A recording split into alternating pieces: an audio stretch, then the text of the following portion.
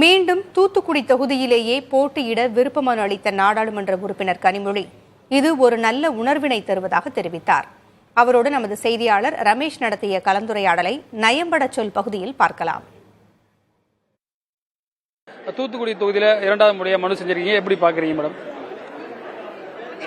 எப்படி பார்க்கறதுனா ஒரு நல்ல உணர்வாக இருந்தது, மகிழ்ச்சியாக இருந்தது. 5 ஆண்டு காலம் தூத்துக்குடியிலே பணியாற்ற கிடைத்த இந்த வாய்ப்பு, அந்த மக்களோடு அவர்களை புரிந்து அவர்களுடைய கோரிக்கைகளை உணரக்கூடிய வாய்ப்பு, என்னால் முடிந்தவரை அவர்களுடைய கோரிக்கைகளை நிறைவேற்றி தந்திருக்கிறேன் என்று நம்புகிறேன்.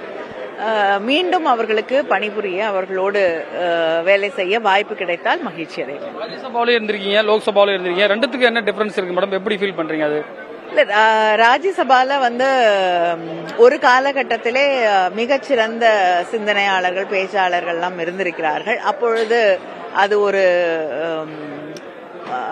கற்றுக்கொள்வதற்கு நிறைய வாய்ப்புகளை அளித்த ஒரு மன்றமாக இருந்தது.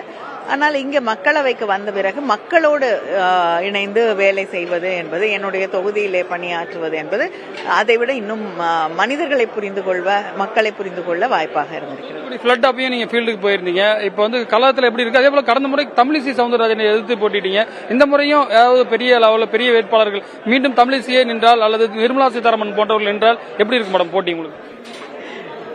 யார் வேட்பாளர், நமக்கு எதிராக இருக்கக்கூடிய வேட்பாளர் என்பது முக்கியம் இல்லை. நம்முடைய பணி என்னவாக இருக்கிறது என்பது மட்டும்தான் முக்கியம்.